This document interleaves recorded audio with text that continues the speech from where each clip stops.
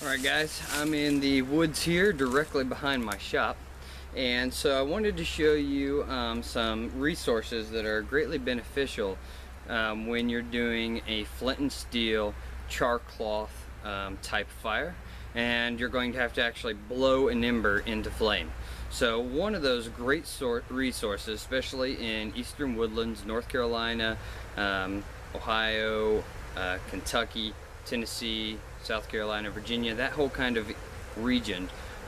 We have and I found tons of these in Texas, but one of those great resources right here beside me, this is the eastern cedar, the eastern red cedar. So you have the benefit, especially in the fall, that you can collect some of these dead sticks that are fine small sticks on the lower level, and if they're snapping, then they're dead. You can collect those for your initial kindling. Okay, collect that lower branch stuff, and that's your initial kindling. Okay, then what you can do is take your knife, set that down, take your knife, I'm using a simple Mora, and you can either use the 90-degree spine, which I modified my knife to have because this is a stainless steel version, or you can use the blade, but just take your knife, and hopefully you guys are in frame, and you scrape that along the tree,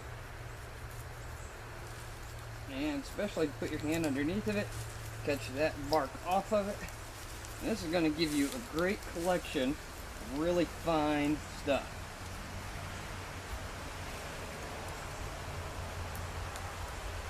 Now, sometimes it is a little damp because you're getting it fresh off the tree, and we did have a little bit of rain earlier this morning. Nothing significant, but it was a light drizzle.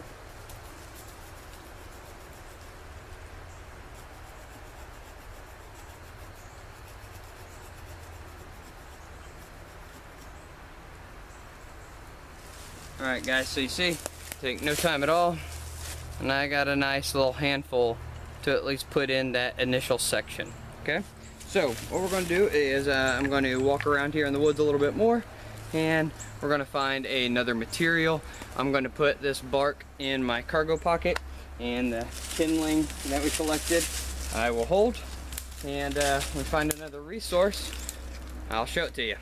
Be right back with you guys. Alright guys, got another one right here behind me I wanted to show you. It is the yellow poplar.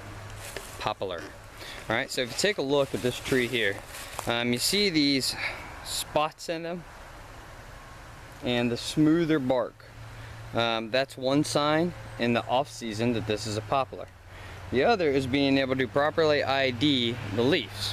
So let me go over here to another one that's real close by, and let's see if I can get a hold of the leaves.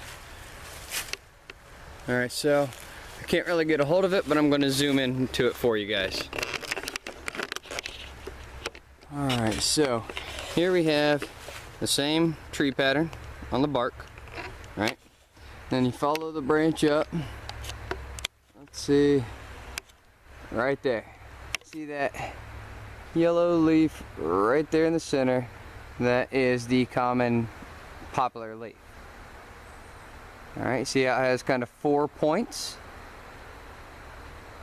Alright, see if I can find something a little closer on the ground here to be able to ID for you. There should be quite a few of them. Ah, here we go. Alright, so here is the poplar leaf.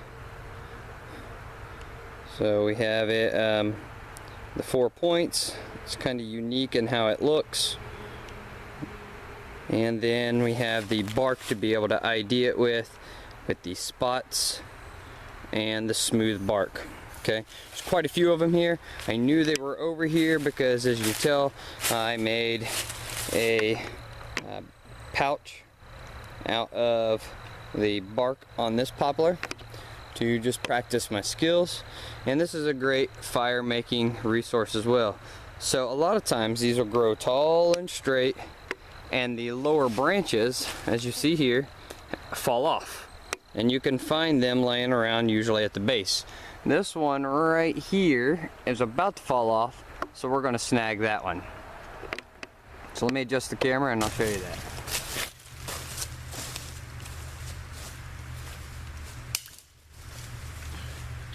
Alright, hopefully you guys heard that sucker snap.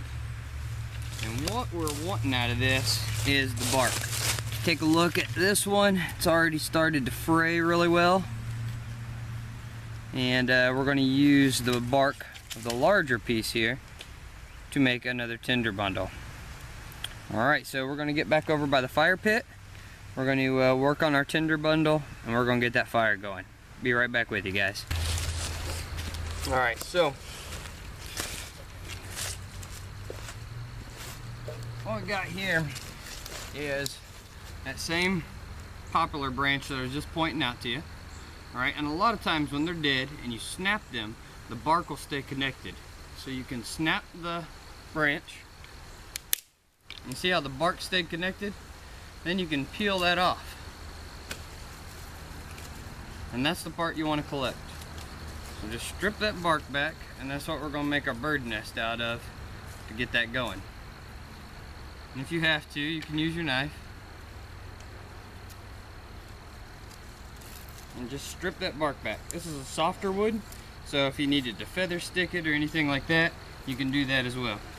So you want to collect a good bird nest size material of this tulip poplar, and then we'll add that cedar bark as the finer stuff right in the middle where we'll put our char.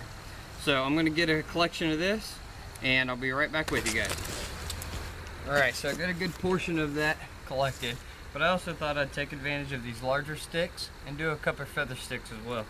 So softer wood, just take the belly of the blade and push downward.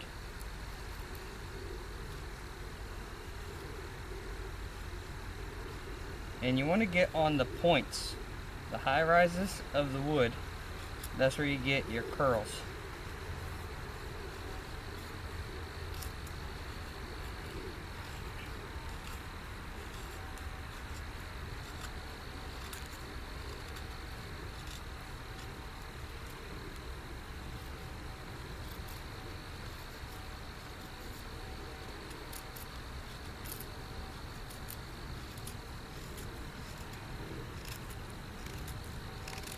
Okay, I'm not a master feather sticker like some other folks, like say Mitch at Native Survival. He does the most beautiful feather stick I've ever seen. But the point is, does it work?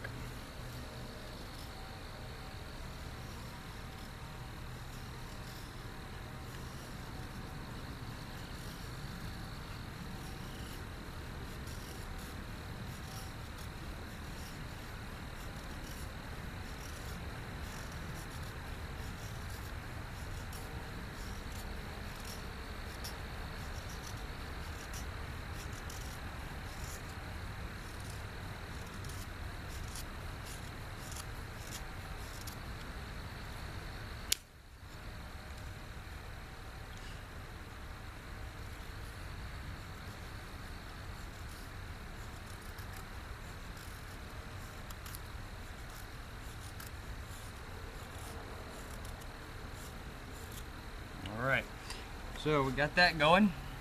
You save all those little curls, whether they stayed connected or not.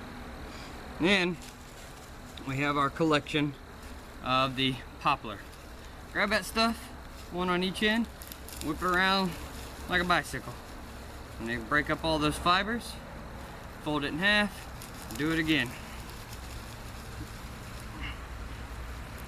And do that as many times as you can till you feel comfortable that you've got a bunch of exposed fibers. And then if you can, take your hand, put it on the outside, put your thumbs in, and go around it like a circle to make like an actual bird nest. Okay? That's going to help you. Now I'm going to get down our cargo pocket here, collect those finer shavings of cedar, put that right there in the middle. We're going to get our flint and our steel. I'm going to get in the char tin and grab a fresh piece of charcoal.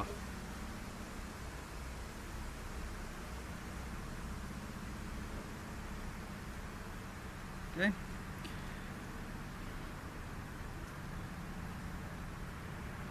Get an ember going. One strike. You got time on the char cloth. You got the ember going, you got some time, okay? Tuck that into the center of your bird nest. Push it down into that divot and then pinch it over on itself and blow.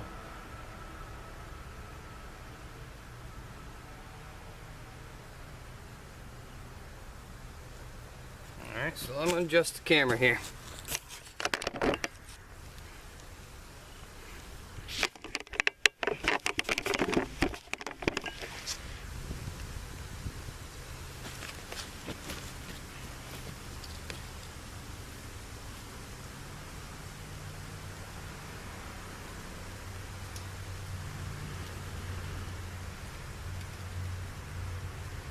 And then turn it upside down on itself. We're going to use the small twigs. Go over top.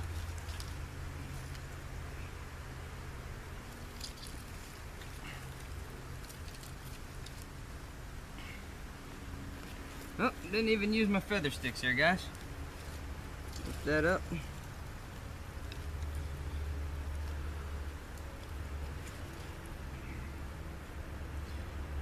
Add my feather sticks to the collection.